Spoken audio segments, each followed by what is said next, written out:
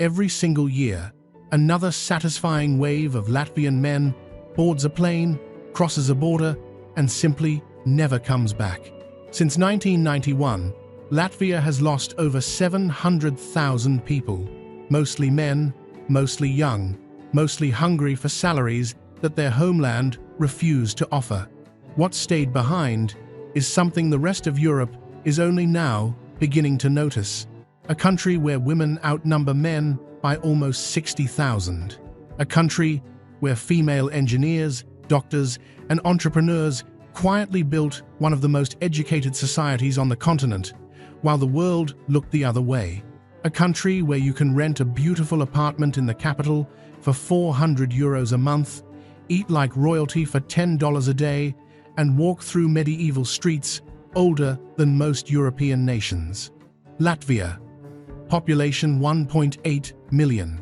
Tucked between Estonia and Lithuania on the Baltic Sea. Smaller than South Carolina, quieter than a library, and hiding secrets that could change the way you think about Europe forever. But before we dive into the 12 things about Latvia that will genuinely shock you, do me a favor. If you are watching from anywhere in the world right now, drop your country and your local time in the comments below.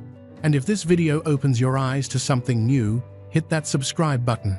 We cover hidden countries and affordable destinations every single week. Now, let us begin. Number 1. The country where women run the show because men disappeared.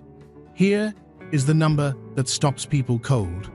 For every 100 women in Latvia, there are only 84 men. That is one of the most extreme gender imbalances in the entire world, and it is not caused by war or famine. It is caused by economics. When Latvia joined the European Union in 2004, the borders opened overnight. Latvian men, particularly those in construction, logistics, and manual trades, realized they could earn 4 to 5 times their Latvian salary in Ireland, the United Kingdom, Germany, or Scandinavia, and they left, not hundreds, tens of thousands every single year for almost 2 decades straight. The women stayed, not because they could not leave, but because they chose differently. Latvian women invested in education at staggering rates. Today, Latvia has one of the highest percentages of women with university degrees in the entire European Union. Over 40% of women aged 25 to 34 hold a tertiary degree, compared to roughly 28% of men in the same bracket. Walk through the streets of Riga on a Monday morning and you will see the result. Women managing banks, women leading tech startups, women running hospitals. The gender gap in employment is nearly closed, and in certain professional sectors, women actually outnumber men in leadership positions. Latvia did not set out to become a matriarchy. Economics simply forced it into one. But here is what makes it fascinating rather than tragic. Latvian women did not collapse under the weight of absent partners. They adapted, they thrived. Single mothers run businesses. Grandmothers raise grandchildren while their daughters climb corporate ladders. The social fabric rewove itself around feminine resilience, and the country kept moving forward. A Latvian woman I spoke to in Riga put it simply. She said, "My father left for Ireland when I was 9. My mother raised 3 children, finished her accounting degree at night school, and now runs the largest bookkeeping firm in our district. I never learned to wait for someone to save me. I learned to save myself." That mentality is not unique to her. It is the national default. Number 2. The Latvian women. The fashion world cannot stop recruiting. Stand at any tram, stop in Riga, and you will notice something immediately. Latvian women are tall. The average height sits around 5 feet 7 inches, placing them among the tallest women on Earth. But height alone does not explain why modeling agencies from Paris, Milan, and New York have been scouting Latvian girls since the 1990s. It is the combination. High cheekbones inherited from Baltic and Finno-Ugric ancestry. Pale eyes ranging from ice blue to forest green. Hair that runs from platinum blonde to deep ash. skin so fair it seems to glow under the grey Baltic sky, and a bone structure that photographers describe as architectural, but do not mistake beauty for softness. Latvian women carry themselves with a reserve that foreigners often misread as coldness. It is not coldness, it is self-possession. A Latvian woman will not smile at you on the street to be polite. She will not laugh at your joke unless it is genuinely funny. She will not perform warmth she does not feel. This directness, this refusal to perform, is deeply cultural. It comes from generations of surviving occupations, deportations, and poverty, without the luxury of pretending things were fine. When a Latvian woman does warm up to you, it is real. When she laughs, she means it. When she commits, she means it completely. But earning that trust takes patience, substance, and respect. Foreigners who arrive expecting easy charm leave confused. Those who stay long enough to earn genuine connection find something rare. The modeling pipeline from Latvia is remarkable when you consider the scale. A country of under 2 million people has produced an outsized number of international models, walking runways in Paris and appearing in campaigns for global luxury brands. Agencies send scouts to Riga specifically because the ratio of potential to population is unlike anywhere else. But these women are not desperate to leave. Many model internationally for a few years, build savings, and return home to start businesses or complete advanced degrees. The ambition runs deeper than the camera. And yet, beneath this composed exterior, Latvian women embrace life with surprising intensity once the weekend arrives. Number 3. Riga after dark, the nightlife nobody warned you about. By day, Riga is cathedrals and cobblestones. By night, it transforms into something that blindsides first-time visitors. The old town, Vekriga, comes alive after 10 in the evening. Bars carved into medieval basements pulse with electronic music. Rooftop cocktail lounges overlook the Daugava River, glowing amber under summer twilight that lasts until midnight. And the people who fill these spaces look like they stepped out of a Scandinavian fashion editorial. But here is the secret most travel guides miss. The best nightlife in Riga is not in Old Town. It is across the river in the Quiet Center and the Moscow district, now rebranding itself as the Creative Quarter. Former Soviet factories converted into clubs. Unmarked doors leading to speakeasies, where a craft cocktail costs €6. Underground techno events in abandoned warehouses, where entry is €5 and the music runs until sunrise. Latvian women dress up, not casually, not halfway, full commitment. Heels, tailored coats, jewelry that has been in the family for generations. They move through the night with confidence and zero desperation. Groups of girlfriends dominate the scene, laughing loudly, dancing without needing male attention, ordering rounds of black balsam, Latvia's legendary herbal liqueur that tastes like a forest distilled into a bottle. Black balsam deserves its own mention. It has been produced in Riga since 1752. The recipe contains 24 different ingredients, including ginger, oak bark, wormwood, valerian, and honey. It is jet black, 45% alcohol, and tastes like nothing else on earth. Some drink it straight, others mix it with blackcurrant juice. The bravest pour it over vanilla ice cream. One glass, and you understand why Latvians survived 200 winters of occupation. This liquid is stubbornness in a bottle. And here is the detail that shocks visitors from Western Europe. A full night out in Riga, including dinner, drinks, and a taxi home, rarely exceeds €40. In London or Paris, that covers 2 cocktails. Number 4. The cost of living that makes Western expats feel wealthy. Latvia is not just affordable, it is shockingly, almost suspiciously affordable for a country inside the European Union, inside the Eurozone, inside NATO and Schengen. Let me break it down with real numbers from 2025. A 1-bedroom apartment in central Riga rents for 350 to 500 euros per month. A similar apartment in the Art Nouveau district, surrounded by some of the most beautiful architecture in Northern Europe, goes for 450 to 600. Move outside the center, and that drops to 250 to 350. Groceries at a Remi or Maxima supermarket cost roughly 150 to 200 euros per month for one person eating well. A full restaurant meal with a drink runs 8 to 15 euros. Coffee at a specialty cafe costs 2 to 3 euros. Monthly public transport pass, 30 euros. A gym membership, 25 to 40 euros. Total monthly cost of living for a single person in Riga, living comfortably, not scraping by, genuinely enjoying life, 800 to 1,200 euros.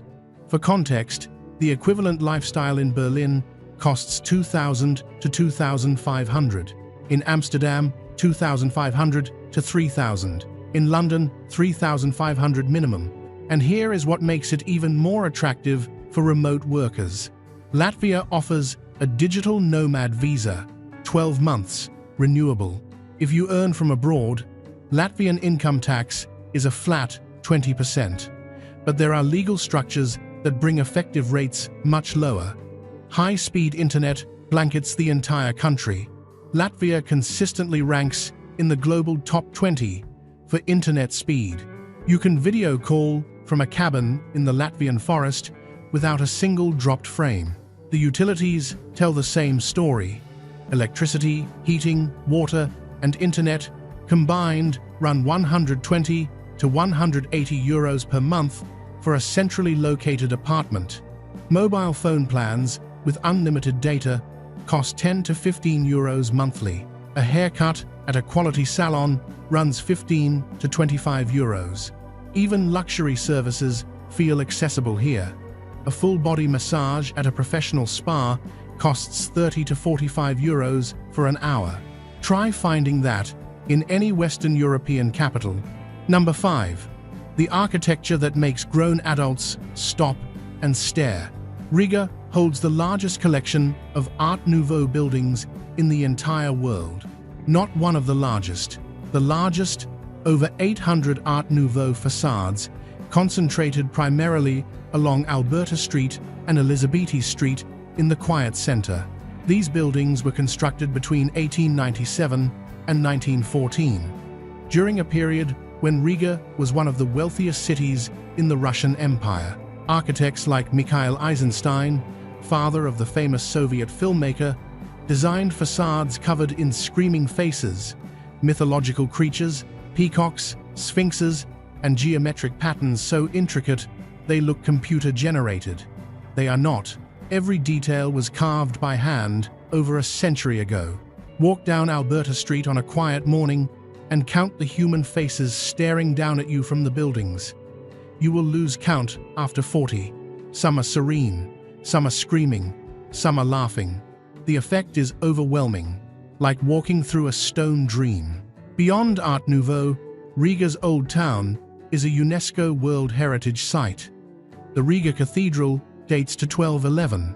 The House of the Blackheads, originally built in 1334, destroyed in World War II, and meticulously rebuilt in 1999, stands as one of the most photographed buildings in the Baltics. The Three Brothers, three medieval houses standing side by side on Mazapil Street, represent three different centuries of architectural style. And then there is the Central Market. 5 enormous Zeppelin hangars from World War I, repurposed in 1930 as Europe's largest market. Inside, 10,000 vendors sell smoked fish, rye bread, pickled everything, fresh berries, and Latvian honey that tastes like no honey you have ever had. But here is a detail that makes architects weep with envy. Riga's wooden architecture district in Kaunčiema Quarter preserves entire streets of 19th-century timber houses, painted in faded greens and blues, hosting weekend farmers markets where locals sell handmade cheese, craft beer, and smoked meats from family recipes unchanged for generations. Number 6. The food that nobody outside the Baltics knows about. Latvian cuisine does not have the global reputation of French or Italian cooking. That is about to change, and if you visit now, you get to experience it before the rest of the world catches on. Start with the bread. Latvians worship rye bread the way the French worship wine. Dark, dense, slightly sweet, baked slowly for hours. Every family has a recipe. Every bakery has a version. The most traditional is rupjamais, a dark rye so dense you could build a house with it. Slice it thin, spread it with butter, top it with smoked sprats, and you have the most satisfying breakfast in Northern Europe for under €2. Then there is the grey pea dish, peleki zerni arspeci, grey peas cooked with smoked bacon and onions. Simple, ancient, filling. Latvians eat it on Christmas Eve and on random Tuesday lunches alike. In summer, cold beet soup appears on every table. Oksta zupa, bright magenta, made from grated beets, mixed with kefir, chopped cucumber, dill, boiled egg, and served ice cold. Visitors are terrified by the color. One spoonful later, they are ordering a second bowl. The restaurant scene in Riga has exploded in the last 5 years. New Nordic influence meets Latvian tradition. Restaurants like Vincent's and 3 Pavaru restaurants have put Riga on the European fine dining map. A tasting menu at a top Riga restaurant costs 50 to 80 euros. The same quality in Copenhagen runs 250. Street food culture has emerged in Riga too. Food trucks along the canal serve smoked pork ribs, wild mushroom pierogies, and fresh fish from the Baltic, grilled on the spot. In autumn, the forests use chanterelles and porcini mushrooms, and in such abundance that locals fill entire baskets in a single morning hike. Restaurants feature wild foraged menus for a fraction of what you would pay in Stockholm or Helsinki for the same farm-to-table philosophy. Number 7. The nature that swallows you whole. Latvia is one of the greenest countries in Europe. Over 50% of the land is covered in forest. Not managed parkland, actual wild forest. Pine, birch, and oak stretching for hundreds of kilometers without interruption. The coastline runs for 531 kilometers along the Baltic Sea. The beaches are not tropical. They are wide, white sand, backed by dunes and pine forest, usually empty. Jurmala, the resort town 30 minutes from Riga, stretches for 33 kilometers of uninterrupted beach. In summer, the water warms to a bearable 18 to 20 degrees. In winter, the sea sometimes freezes solid, and you can walk on it. Gauja National Park, an hour from Riga, cuts through sandstone cliffs and medieval castle ruins. The Gauja River winds through it, perfect for kayaking.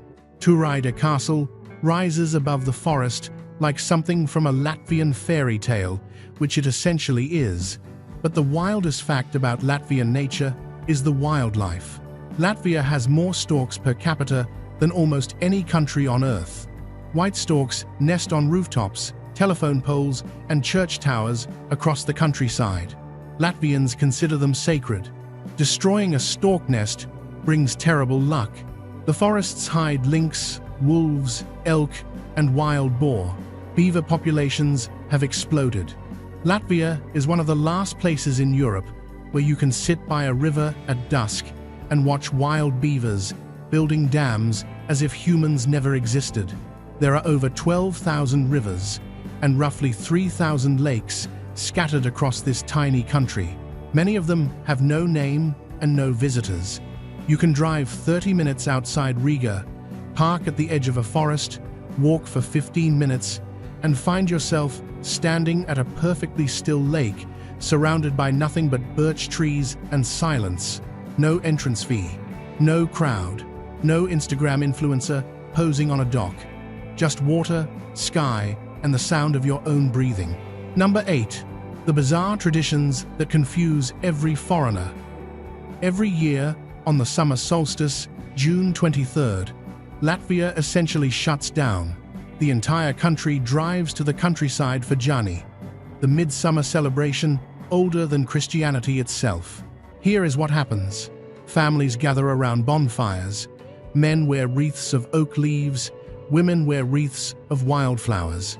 Everyone drinks beer, eats Jani cheese, a special caraway cheese made only for this night, and sings folk songs until dawn. The fire must not go out before sunrise. If it does, bad luck follows the family for the year. But here is the stranger part. Latvians believe that on this one night, ferns bloom with a magical flower. Ferns do not actually flower, biologically speaking, but the tradition says that if you find the fern flower at midnight, you gain the power to understand animal language and find buried treasure. Every Jani night, couples disappear into the forest searching for it. What they actually find is each other. The Latvian birth rate spikes every March, exactly 9 months after Jani. Another tradition that baffles outsiders: name days. Every day of the Latvian calendar is assigned specific names. On your name day, you receive flowers, chocolate, and congratulations from colleagues, friends, and strangers. Some Latvians celebrate their name day more enthusiastically than their actual birthday. Officers bring cake.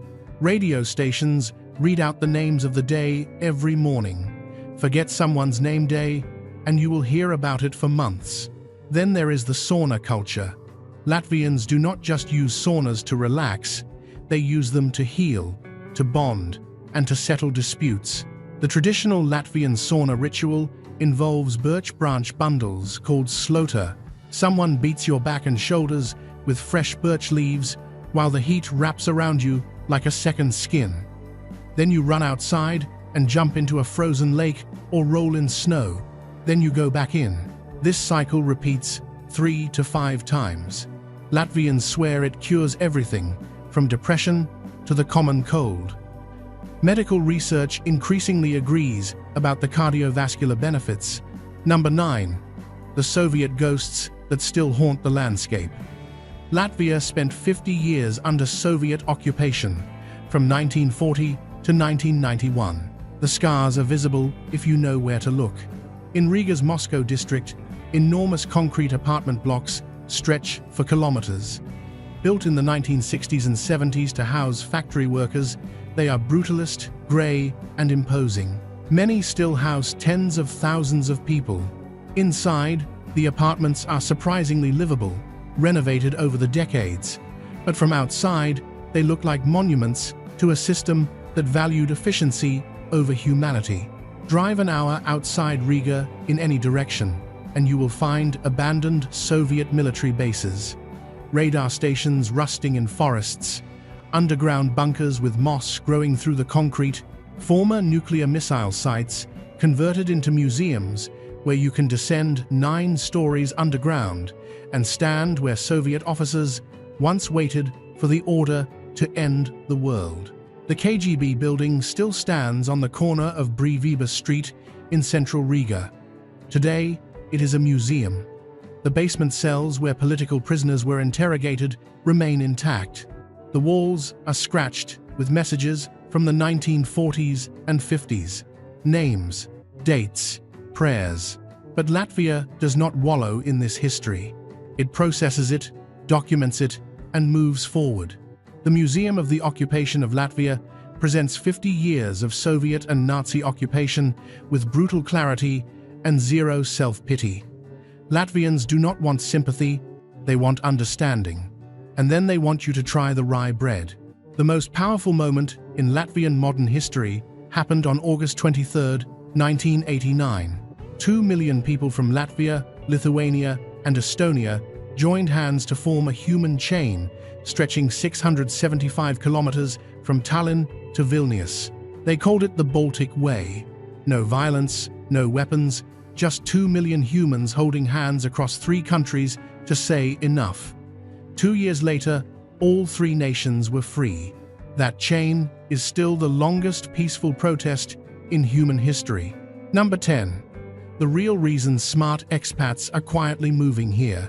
Here is what the digital nomad blogs will not tell you directly, so let me say it plainly. Latvia, in 2025, is an arbitrage opportunity.